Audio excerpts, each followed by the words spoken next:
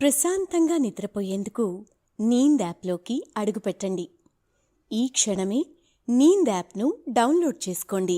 ఒత్తిడిని తగ్గించి ప్రశాంతమైన నిద్రలోకి మిమ్మల్ని తీసుకెళ్లే చక్కని కథలు, ధ్యాన పద్ధతులు, ఆహ్లాదకర సంగీతాన్ని మీరు నీంద్ యాప్లో మాత్రమే వినండి. నమస్తే, నేను మీ త్రినాథ్. ఈరోజు మనం గోవింద పట్టాభిషేకం అనే కథను విందాం. మనందరం శ్రీకృష్ణ పరమాత్ముని లీలలను వింటూనే ఉంటాం. ఒకసారి శ్రీకృష్ణుడు తనతో ఉన్న ప్రజలందరినీ ఇంద్రుడిని కాక గోవర్ధనగిరిని పూజించమని చెప్పటం వల్ల ఇంద్రుడు ఆవేశపరుడయ్యాడు. ఆ ఆవేశంతో, అహంకారంతో తాను నందనవనమంతా ఎడతెరిపిలేని వాన కురిపించాడు. ఇది ముందే తెలిసిన కృష్ణ పరమాత్మ సమస్త జీవరాశులను గోవర్ధనగిరిని ఎత్తి కాపాడాడు. కాని ఎందుకు ఇంద్రుడిలా చేశాడు? అసలు శ్రీకృష్ణుడికి గోవిందనామం ఎలా వచ్చిందో ఈ కథలో చూద్దాం. అయితే మనం కథ వినటం ప్రారంభించే ముందు సౌకర్యవంతమైన స్థితిలోకి వెళ్దాం. మీకు ఇష్టమైన రీతిలో పడుకొని అన్ని లైట్లను ఆఫ్ చేసి మీ కళ్ళు మూసుకోండి. నెమ్మదిగా గాలి పీలుస్తూ పూర్తిగా లోతైన శ్వాస తీసుకుని వదలండి. ఈ ప్రపంచాన్ని, ఇవాల్టి జ్ఞాపకాలను మెల్లగా పక్కకు నెట్టి నిద్రలోకి క్రమంగా జారుకునే సమయం ఇది. మరోసారి నెమ్మదిగా గాలి పీలుస్తూ లోతైన శ్వాస తీసుకుని మీ శరీరంలోని ఒత్తిడిని బయటకు వదిలేయండి. ఇప్పుడు చేయాల్సిందల్లా విశ్రాంతి తీసుకోవటం, సేద తీరటం, మునుపటి స్థితికి రావటం. మీరిప్పుడు మంచం మీద ఉన్నారు. రోజువారీ అలసట నుండి మీ శరీరం విశ్రాంతి తీసుకుంటున్నట్లుగా మీకు అనిపిస్తుంది. కాళ్ళ నుంచి మొదలుపెట్టి మీ అవయవాల్లోని ఒత్తిడిని ఒక్కొక్కటిగా బయటకు పంపించేయండి. మీకోసం అవన్నీ రోజంతా చాలా కష్టపడ్డాయి కాబట్టి వాటికి విశ్రాంతి తీసుకునే అర్హత ఉంది. ముందుగా మీ పాదాల్లో మొదలైన విశ్రాంతి అనుభూతి క్రమంగా మీ మోకాలి కింద భాగానికి చేరుతుంది. అక్కడి నుంచి మోకాళ్లలోకి ప్రవేశిస్తుంది. ఇప్పుడు మీ కాలి ఎగువ భాగాన్ని విశ్రాంతి తీసుకొనివ్వండి. ఈ విశ్రాంత అనుభూతి క్రమంగా మీ పొత్తికడుపు నుంచి వెన్నెముక మీదుగా ఎగువ వీపు వరకు వచ్చి తర్వాత ఛాతిలోకి ప్రవహిస్తున్నట్లుగా గుర్తించండి. అక్కడి నుండి మీ భుజాల్లోకి, తర్వాత చేతుల్లోకి, చివరిగా వేలి కొరల వరకు వెళ్తున్నట్లుగా అనుభూతి చెందండి. ఆపై మీ మెడ, తల, ముఖం వరకు ఆ అనుభూతి ప్రవహిస్తుంది. ఇప్పుడు మీ శరీరం మొత్తం ప్రశాంతంగా, రిలాక్స్డ్గా, నిద్రకు సిద్ధంగా ఉంది. త్వరలో మీరు చక్కని నిద్రలోకి జారుకుంటారు. డ్రీమ్ ల్యాండ్లో ప్రశాంతంగా ప్రయాణిస్తారు. ఈ ప్రయాణం ఉదయం వరకు కొనసాగుతూ ఉంటుంది కాబట్టి మీరు ఈ కథను వింటున్నప్పుడు మీ శ్వాసను కూడా అనుసరించండి. ఒకనాటి ఉదయమున వర్షముల కోసం ఇంద్రయాగం చేయుట కొరకు గోపికలు ప్రయత్నిస్తుండగా శ్రీకృష్ణుడు పరుగు పరుగున వచ్చి గోపికలతో, మీరు చేయు ఈ ఇంద్రయాగం ఎందుకొరకు పనికి వస్తుంది? దీనివల్ల కలిగే ప్రయోజనమేమిటి అని గోపికలను ప్రశ్నించాడు. గోపికలందరూ కృష్ణుణ్ణి ఆశ్చర్యంగా చూశారు. అప్పుడు అందులో ఒక గోపిక ఇలా అంది, ఏంటి కృష్ణ, తెలిసి కూడా అడుగుతున్నావు? ఇంద్రదేవుని వలనే మన పంటలు బాగా పండి యమునా నది ద్వారా మనకి చక్కని తాగునీరు లభిస్తోంది. అప్పుడు కృష్ణుడు, నువ్వు చెప్పింది నిజమే, కానీ మన ఎదురుగా ఉన్న ఈ గోవర్ధన పర్వతం చూడు. అది చాలా మహిమాన్వితమైనది, చాలా దైవత్వం కలిగినది. ఎన్నో ఔషధ గుణములు ఉన్న వృక్షములు, ఎన్నో పశుపక్షాదులకు, కంటికి కనిపించని ఎన్నో సూక్ష్మ జీవరాశులకు ఆలవాలం అయిన ఇంతటి గొప్ప పర్వతం అనునిత్యం మన జీవన గమనానికి ఎంతగానో తోడ్పడుతుంది. కాబట్టి మనం ఈ గోవర్ధనగిరి పర్వతానికే పూజ చేయాలి అని శ్రీకృష్ణుడు పలికాడు.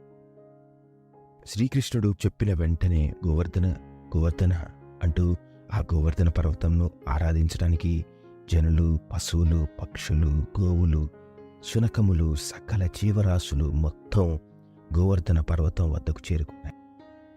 కృష్ణుడి మాట అంటే జనులందరికీ ఎంతో ప్రీతి. వారందరూ ముందుగా గోవర్ధన పర్వతము నమస్కరించి శిరస్సు వంచి పాదాభివందనం చేశారు. శ్రీకృష్ణుని చూసి వారందరూ ఈ విధంగా అంటున్నారు: ఓ నాథ, మునుపు ఇంద్రయాగం అంటే ఒక యజ్ఞం చేసిన హవిస్సును ఇంద్రుడు భుజించి మనకు వర్షాలు సమర్పించేవారు. కానీ ఈనాడు చెబుతున్న ఈ గోవర్ధనగిరిని ఏ విధంగా అర్చించాలి? దీని ప్రార్థనా విధానం ఏమిటి? విస్తారంగా తెలపండి అని శ్రీకృష్ణుని మీద ప్రశ్నలు కురిపించారు. శ్రీకృష్ణుడు బదులిస్తూ, మునుపు ఇంద్రయాగం ఏ విధంగా చేశారో, మీరు సకల పంచభక్ష పరవాన్నాలు ఆ ఇంద్రుడికి ఏ విధంగా అర్పించారో అవన్నీ తీసుకువచ్చి ఈ గోవర్ధన పర్వతానికి కూడా నివేదనగా అర్పించండి. ఇంద్రయాగం చేసేటప్పుడు మీరు వండిన పదార్థాలు అయిన అప్పాలు, పరవాన్నం, చిత్రాన్నం, కదంబం, గారెలు, బూరెలు, చక్కని తరుగును తురిమిన పెరుగు పచ్చడి మరియు వివిధ శాఖ పాకములు అన్నిటినీ కూడా ఈ గోవర్ధన పర్వతంనకు కూడా అర్పించి ఇక్కడ ఉన్న ప్రతి ఒక్క జీవరాశులకు ప్రసాదంగా పంచిపెట్టండి. అది ఎవరైనా సరే, గోవులు, గోపపాలులు, పశువులు, పక్షులు, మార్జాలములు, వానరములు, సురకములు, ఇలా ఈ గోవర్ధన పర్వతం ఎందలి జీవిస్తున్న సకల జీవరాశులన్నిటికీ కూడా ఈ ఆహారం ప్రసాదంగా పెట్టండి. ఇలా చేయటం వల్ల ఆ గోవర్ధన పర్వతంలో దాగిన సూక్ష్మ రూపంలో ఉన్న పరమాత్మ అందరి ఆకలి తీరడం చూసి తాను సంతృప్తిపడి జీవకోటిని కూడా సంతృప్తిపరచాలనే ఉద్దేశంతో వర్షాలు కురిసే విధంగా చేస్తాడు. మరియు ఇంద్రయజ్ఞం పూర్తి చేసిన తర్వాత బ్రాహ్మణునికి దక్షిణాది తాంబూలములు ఇచ్చి ఎలా అయితే సంతృప్తిపరిచారో, గోవర్ధనగిరిని నివేదన అర్పించిన తర్వాత కూడా బ్రాహ్మణోత్తములు దక్షిణాది తాంబూలాలు ఇచ్చి సంతృప్తిపరచండి అని అన్నాడు. అక్కడున్న అందరూ శ్రీకృష్ణ ఆదేశాలతో భారీ మొత్తంలో అన్నరాశులతో ఆ పర్వతం ముందుంచారు. శ్రీకృష్ణుడి అన్నయ్య బలరాముని ఆధ్వర్యంలో అక్కడున్న గోపబాలురు సకల జనులందరూ కూడా ప్రదక్షిణలు చేయసాగారు. ఈ క్రమంలో ముందు వరుసలో చిన్నపిల్లలు నమస్కారం రూపంలో చేతులు రెండూ జోడించి తప్పటడుగులు వేస్తూ ముందుకు సాగుతూ ముద్దులొలికే పదాలతో, పలికి పలకని పెదవులతో దేవుని పాటలు పాడుతూ ముందుకు నడుస్తున్నారు. ఆ వెనుక గోపబాలురు గోవులతో కలిసి వాటి వెనుక తోకలు నిమురుతూ గోవిందా గోవిందా అంటూ నడుస్తున్నారు. ఆ తర్వాత వరుసలో వానరములు గెంతుకుంటూ ఆ గోవర్ధన పర్వతం చుట్టూ తిరుగుతున్నాయి. అదేవిధంగా పక్షులు కూడా కూకూ అంటూ, ఈ విధంగా నందనవనంలో ఉన్న ప్రతి ఒక్క జీవరాశి కూడా కృతజ్ఞత చెంది గోవర్ధనగిరికి ప్రదక్షిణలు చేయసాగాయి.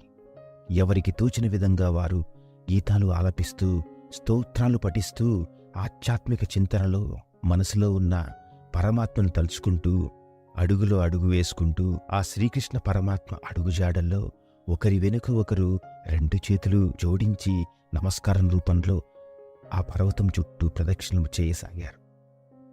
నందనవనంలో ఈ గోవర్ధనగిరి చుట్టూ ప్రదక్షిణం చేస్తున్న సమయంలో ఆవిష్కృతమైన ఆ అద్భుత దృశ్యాన్ని ముల్లోకములలో ఉన్న సమస్త దేవతలు అందరూ వీక్షించి పులకింతలయ్యారు. చతుర్ముఖ బ్రహ్మదేవుడైతే, ఆహా, ఏమీ అపూర్వ ఘట్టం! ఇన్నాళ్లలో ఒక్కసారి కూడా ఇటువంటి దృశ్యం చూడలేదు, ఇంకా భవిష్యత్తులో కూడా ఇటువంటి దృశ్యం చూడలేనేమో అంటూ బ్రహ్మదేవుడు కూడా ఎంతో ఆనందపడిపోయాడు. మరియు ఇతర దేవతలు అందరూ కూడా ఆ గోవర్ధన పర్వతాన్ని చూసి, ఆహా, మేలిమి రంగులో అత్యద్భుతమైన ప్రకృతి పరవశంతో, భక్తుల ఆధ్యాత్మిక చింతనతో ఎంత వైభవంగా వెలిగిపోతుంది. ఇన్నాళ్ళు ఈ గోవర్ధన పర్వతాన్ని మనం ఎందుకు గుర్తించలేదు అని దేవతలందరూ తమలో తాము మదనపడ్డారు. నందనవనంలో జరుగుతున్న ఈ గోవర్ధనగిరి పూజా కార్యక్రమం అంతా ఆ నోట ఈ నోట పడి చివరికి ఇంద్రుని దగ్గరకు చేరింది. ఇంద్రుడు ఒక్కసారిగా తను కూర్చున్న సింహాసనం నుండి ఒరిగాడు. వెంటనే ఇంద్రుడు ఒక్కసారిగా ఆగ్రహించి, ఇన్నాళ్లుగా నన్ను పూజించిన ఈ నందనవనంలో ప్రజలు ఇప్పుడు ఈ పర్వతంను పూజించడం ఏంటి? అసలు దీనికి కారణం ఎవరు? ఒకవేళ దీనికి కారణం ఎవరైనా సరే ఉపేక్షించేది లేదు అని ఇంద్రుడు గద్గాస్వరంతో గద్దించాడు. ఇంద్రుడి ఆధీనంలో ఉన్న సాంవర్తక అనే పేరుగల మేఘాలు చాలా శక్తివంతమైనవి మరియు చాలా విలువైనవి కూడా. వీటిని ఎన్నాళ్లుగానూ ఇంద్రుడు తన సామ్రాజ్యమునందరి ఇనుప సంఖ్యలతో కట్టి బందీగా చేసుకున్నాడు. ఒక్కసారిగా నందనవనంలో జరుగుతున్న వృత్తాంతమంతా చూసిన ఇంద్రుడు ఎంతో ఆగ్రహానికి లోనై సాంవర్తక మేఘాలను సంఖ్యల నుండి విడిచిపెట్టాలి అని నిర్ణయించుకున్నాడు. ఇన్నాళ్లుగా ఈ నందనవనంలో నన్ను పూజించి ఎంతో అతిథి మర్యాదలు చేసి ఎంతో గౌరవంగా చూసిన ఈ ప్రజలందరికీ నేను పెట్టిన భిక్షే కదా ఈ వర్షములు. వాళ్ళు తింటున్న ఆహారం కూడా లభించింది వర్షం పడటం వల్లనే కదా, పంటలు పండటం వల్లనే కదా వీళ్ళకి ఆహారం వచ్చింది. ఇంతటి మేలు చేసిన నన్ను అవమానించిన వీళ్ళకి తగిన గుణపాఠం ఎలాగైనా చెప్పాలి. మీరు ఎడతెరిపి లేకుండా ఈ నందనవనంలో ఎవరిని ఉపేక్షించకుండా, అది ఎటువంటి వారైనా సరే లెక్క చేయకుండా కుండపుష్టిగా వానలు కురిపించండి. ప్రశాంతంగా నిద్రపోయేందుకు నీంద్ యాప్లోకి అడుగుపెట్టండి. ఈ క్షణమే నీంద్ యాప్ను డౌన్లోడ్ చేసుకోండి. ఒత్తిడిని తగ్గించి ప్రశాంతమైన నిద్రలోకి మిమ్మల్ని తీసుకెళ్లే చక్కని కథలు, ధ్యాన పద్ధతులు, ఆహ్లాదకర సంగీతాన్ని మీరు నీంద్ యాప్లో మాత్రమే వినండి. మీరు కురిపించే వానకి మొత్తం గ్రామమే మునిగిపోవాలి. పొండి, ఎడతెరపలేని విధంగా వర్షం కురిపించండి. నేను పెట్టిన భిక్షని వీళ్లకు దూరం చేసి వీళ్ళు తప్పు వీళ్ళు తెలుసుకునే వరకు మీరు వాన కురిపిస్తూనే ఉండండి. నేను ఆజ్ఞ ఇచ్చే వరకు కూడా మీరు మీ పని చేస్తూనే ఉండాలి. సామర్థక మేఘాలని ఇంద్రుడు తనదైన శైలిలో తన చేతిని పైకి ఎత్తి గద్గస్వరంతో ఆదేశించాడు. ఈ వృత్తాంతమంతా శ్రీకృష్ణ పరమాత్మునికి ముందే తెలుసు. ఎలాగైనా సరే ఇంద్రుడి యొక్క అహంకారం కూకటి వేళతో పెకలించాలి అనే ఉద్దేశంతో ఈసారి ఇంద్రయోగానికి బదులు గోవర్ధనగిరిని పూజించమన్నాడు. ఇంకా ఇంద్రుడిచ్చిన ఆదేశాలను అమలు చేయడానికి సామర్థక మేఘాలు సిద్ధమయ్యాయి. నల్లని రూపం సంతరించుకుని భూమిపైకి వచ్చాయి. ఆకాశం అంతా కూడా కారుచీకట్లు కమ్ముకుని మిట్ట మధ్యాహ్నం వేళ రాత్రి అయింది అన్న విధంగా తన మేఘాలతో ఆకాశమంతా నల్లనల్లని మబ్బులతో ఒక్కసారిగా మారిపోయింది. ఇంకా సామర్థక మేఘాలు పనిని మొదలుపెట్టాయి. ఆకాశం నందలి పెద్ద పెద్ద శబ్దాలతో కూడిన ఉరుములతో చూస్తే కనుచూపు పోతుందా అన్నంత భారీ వెలుగులతో మెరుపులతో విరుచుకుపడుతున్నాయి. సూదిలాంటి మంచుగడ్డలు అయిన వడగలతో బిరబిరా ఎడతెరిపిలేని శిలావర్షాన్ని కురిపించాయి మేఘాలు. సుడిగాలి వేగంతో పడిన వడగళ్ల దాటికి అక్కడున్న పంటలన్నీ నేలకి ఒరిగిపోయాయి. అక్కడున్న పెంకుటిల్లు సైతం ఈ పడిన వడగళ్ల తాటికి చిల్లులు పడి టపటపా శబ్దాలు చేసుకుంటూ ఒక్కొక్కటిగా విరిగిపోతున్నాయి. క్రమక్రమంగా అక్కడ ఉన్న నివాస గృహాలు, పశువుల పాకలు అన్నీ కూడా నేలకి ఒరుగుతున్నాయి.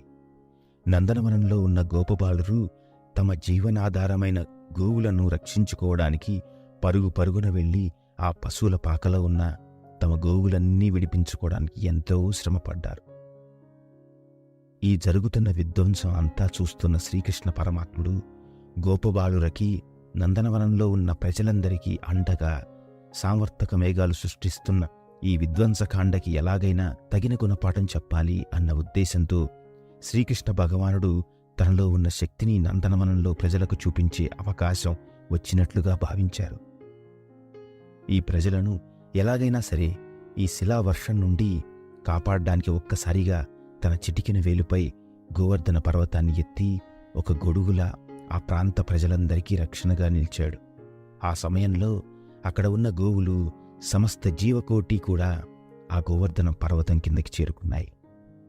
ఎంత సమయం గడిచినా శ్రీకృష్ణ పరమాత్ముడు ఆ పర్వతాన్ని ఎటువంటి కదలికలు లేకుండా, చెక్కు చెదరకుండా స్థిరంగా ఉంచాడు. గోవులు, గోపబాలురు, సమస్త జీవకోటి అందరూ కూడా సుఖంగా అక్కడే ఉన్నారు. ఇంత విధ్వంసం జరుగుతున్నా నందనవనంలో ప్రజలు ఎవరూ కూడా ఇదంతా నీ వల్లే జరిగింది, మునుపు ఇంద్రయాగం చేసేవాళ్ళం, అప్పుడు ఇటువంటి విపత్కర పరిస్థితులు ఏమీ రాలేదు అని ఏ ఒక్కరూ కూడా శ్రీకృష్ణ పరమాత్మని ఎదురు తిరిగి అడగలేదు. ఎటువంటి నింద వెయ్యలేదు.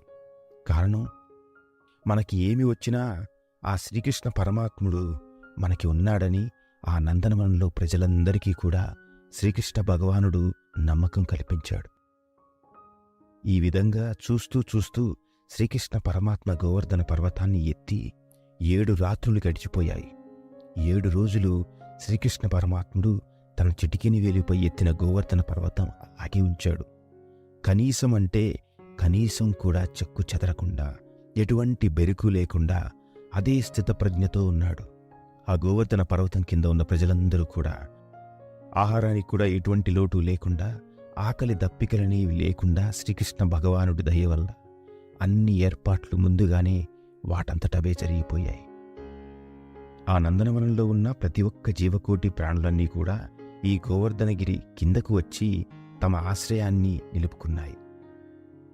7 రోజుల పాటు ఈ గోవర్ధన పర్వతం కింద నివసించిన ఆ గోపబాలురు, గోవులు అన్నీ కూడా శ్రీకృష్ణ భగవాన్ని చూస్తూ, వివిధ గీతాలు ఆలపిస్తూ, స్తోత్రాలు పఠిస్తూ, ఆ గోవర్ధనగిరికి అర్పించిన ప్రసాదాన్ని స్వీకరిస్తూ, శ్రీకృష్ణ లీలలు తలుచుకుంటూ, గోవర్ధనగిరి బయట ఎంతో భీకర వాతావరణం ఉన్న గోవర్ధన పర్వతం లోపల మాత్రం అందరూ కూడా ఎంతో సామరస్యంగా ఉండి, పరమాత్మ గుణాన్ని అలవర్చుకొని, సూక్ష్మజీవుల నుండి పెద్ద పెద్ద ఏనుగులు, అడవి దున్నలు, జింకలు, లేగదూడలు, మానవమాతృలు అందరూ ఇటువంటి చింత లేకుండా హాయిగా ఉన్నారు. ఈ విధంగా ప్రతి ఒక్క జీవరాశి కూడా గోవర్ధన పర్వతం కింద సురక్షితంగా ఉన్నాయి. 7 రోజులు గడిచాయి. ఎంతగానో ప్రయత్నించినను సాంవర్తక మేఘాలు వర్షించి అలసిపోయి, నీరసపడిపోయి, ఇంకా కుచించుకుపోతాయి అని భయపడి తిరిగి యథాస్థితిని చేరుకొని వర్షాన్ని విరమించుకుని వెళ్ళిపోయాయి. అంతటా శ్రీకృష్ణ పరమాత్ముని ఆదేశానుసారం పర్వతం కింది గోవులు, గోపబాలురు, ఆశ్రయం పొందిన సమస్త జీవరాశుల అన్నీయూ కూడా ఒక్కొక్కటిగా బయటకు రావటం మొదలుపెట్టాయి. ఈ ఘటనను వీక్షించిన ముల్లోకముల్లోని దేవతలు శ్రీకృష్ణుడికి అక్కడి నుండే నమస్కారం గావించారు.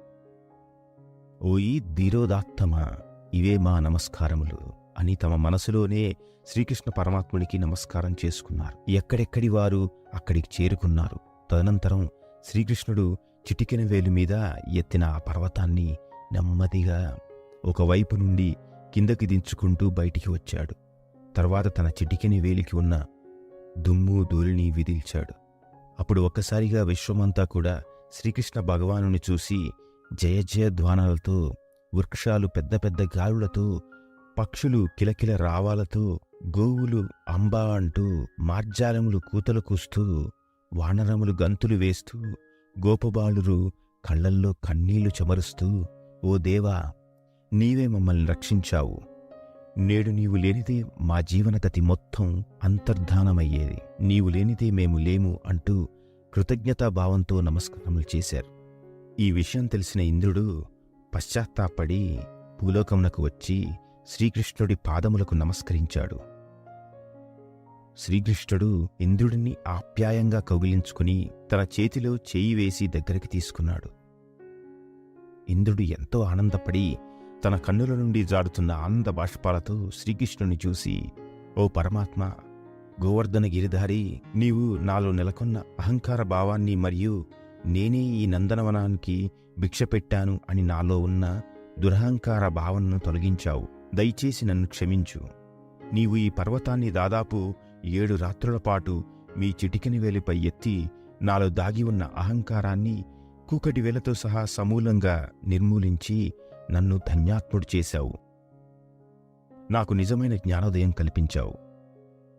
ఈ సృష్టిలో ఏది ఎవరికీ శాశ్వతం కాదు. అంతా పరమాత్మ ఆధీనమే. మనం చేసే పనులన్నీ కూడా ఆ పరమాత్మ నిర్వహించే సృష్టి ధర్మాలు. దానికి నేను అనే పదం ఏమాత్రం తగదు. అందరూ తోడ్పడి సహాయ సహకారాలు అందిస్తేనే ఏదైనా సాధ్యమవుతుందని మరొక్కసారి ఈ గోవర్ధనగిరి ఘటనతో నా కళ్ళు తెరిపించారు. నాకు ఇంక ఈ లోకమునందు ఏ పదవి కూడా వద్దు. పదవులు ఎప్పుడూ ప్రజల శ్రేయస్సు కోసం పరిపాలించడానికి మాత్రమే తప్ప ఎన్నడూ మనకి అందించిన ప్రజల భవితవ్యాన్ని నిర్వీర్యం చేయడం కోసం కాదు. నేను ఇటువంటి పని చేయడం వలన ఈ పదవిని విడిచిపెడుతున్నాను. శ్రీకృష్ణ, నేను నా తప్పు తెలుసుకుని అనర్హుడిగా భావిస్తున్నాను. గోవర్ధన పర్వతాన్ని జయించి జీవరాశులన్నిటినీ రక్షించావు. నేను నిన్ను గోవులన్నిటికీ అధిపతిగా నియమించదల్చాను అని ఇంద్రుడు పలికాడు. ఇంద్రుడు చెప్పిన వాక్యానికి విశ్వమంతా కూడా ఒక్కసారిగా కాంతులు నెలకొని ప్రకృతి మొత్తం పరవశించి సమస్త జీవకోటి స్పందించే విధంగా, కోటి సూర్యుల నుండి వెలువడే ప్రభ వచ్చిన విధంగా భారీ కాంతులతో, పక్షుల కిలకిల రావాలతో, నెమలి నాట్యం, గోవుల మెడకి ఉన్న గంటలు గల్లు గల్లుమని శబ్దాలతో ఆ ప్రాంగణమంతా ఒక్కసారిగా మారిపోయింది. ఎంతలా అంటే ఈ జరుగుతున్నదంతా తెలిసిన ముల్లోకాల్లోని దేవతలందరూ కూడా హుటాహుటిన తమ స్థానాలను విడిచిపెట్టి గోవిందుడిని పట్టాభిషక్తుణ్ణి చేయడానికి శోభాయమానంగా గాజుల సవ్వడితో, గజ్జల శబ్దాలతో, ఆభరణాల దగదగలతో దేవతలందరూ ఒక్కరొక్కరుగా అక్కడికి చేరుకున్నారు. ఆ తర్వాత ఆ దేవతలందరూ కూడా ఇంద్రుని చూసి, ఇంద్రా, నీవు పైకి తెలపలేకపోయినా నీ లోపల నక్కి నక్కి ఉన్న అహంకార భావాన్ని ఆ శ్రీకృష్ణ పరమాత్ముడు ఎప్పుడో గుర్తించాడు. దానికోసం సరైన సమయాన్ని వెచ్చించాడు. ఆ సమయం గోవర్ధనగిరి రూపంలో వచ్చింది. అందుకు నీకు ఒక పరీక్ష పెట్టాడు. ఈ క్రమంలో నీ శక్తియుక్తులను ఏ విధంగా వాడతావో అని ఆ పరమాత్ముడు క్షుణ్ణంగా పరిశీలించాడు. ఇన్నాళ్ళు నువ్వు ప్రజల శ్రేయస్సు కోసం వర్షిస్తూ ఉన్నావు అని ఈ నందనవన ప్రజలు నీకు ప్రతి ఏటా ఈ బృహత్తర ఇంద్రయాగాన్ని తలపెట్టేవారు. కాని నీవు ఒక్కటంటే ఒక్కసారి ఈ నందనవన ప్రజలు నిన్ను పూజించలేదు అనే అక్కస్తో ఇన్నాళ్లుగా వాళ్ళు చేసిన ఎన్నో యాగాలు, నీకు అర్పించిన నివేదనలు, వారు చేసిన మేలు మొత్తం మర్చిపోయి అహంకార భావంతో ఊగిపోయి నీ దగ్గర ఉన్న శక్తియుక్తులను విరోధంగా వాడావు. ఆ పరమాత్మకు అన్నీ తెలిసిన ఎడల నీకు తగిన గుణపాఠం చెప్పాలనే ఉద్దేశంతోనే గోవర్ధనగిరిని పూజించమని ఆదేశాలు ఇచ్చాడు. చివరికి నీ తప్పుని తెలుసుకుని పశ్చాత్తాపడ్డావు. కాబట్టి పశ్చాత్తాపాన్ని మించిన ప్రాయశ్చిత్తం మరొకటి లేదు. ఇంకా ఆలస్యం ఎందుకు? విశ్వం కూడా అంగీకారం తెలిపింది. మేం కూడా ఇక్కడికి చేరుకున్నాము. ఇక ఆ పరమాత్మకు నీవు ఇవ్వదలచిన బిరుదు ఏమిటి అని అడుగగా, ఇంద్రుడు, మీ సమక్షంలో నేను ఈ పరమాత్ముని గోవిందుడు అని పిలవదలిచాను అన్నాడు. ఇది విన్న అక్కడి దేవతలందరూ కూడా గోవిందుడు గోవిందుడు అంటూ పిలుస్తూ జయజయధ్వానాలు చేస్తూ కృష్ణ భగవాన్ని చూస్తూ ఎంతో ఆప్యాయంగా మురిసిపోయారు. ఈ విధంగా శ్రీకృష్ణ పరమాత్ముడు గోవింద బిరుదాంకితుడయ్యాడు. ఈ అపూర్వమైన ఘట్టం గోవింద పట్టాభిషేకంగా కీర్తించబడింది.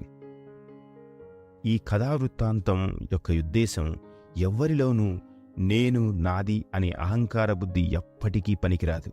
ఒకవేళ ఉంటే దానికి తగిన శాస్తి తప్పక జరిగి తీరుతుంది. పరమాత్మకు ఎవరిని ఎలా దారిలో పెట్టాలో తెలుసు. తన తప్పు తాను తెలుసుకొని మరొకసారి అటువంటి దాన్ని పునరావృతం చేయకుండా ఉండటమే నిజమైన పరిపక్వతకు నిదర్శనం. ప్రశాంతంగా నిద్రపోయేందుకు నీంద్ యాప్లోకి అడుగుపెట్టండి. ఈ క్షణమే నీంద్ యాప్ను డౌన్లోడ్ చేసుకోండి. ఒత్తిడిని తగ్గించి ప్రశాంతమైన నిద్రలోకి మిమ్మల్ని తీసుకెళ్లే చక్కని కథలు, ధ్యాన పద్ధతులు, ఆహ్లాదకర సంగీతాన్ని మీరు నీంద్ యాప్లో మాత్రమే వినండి.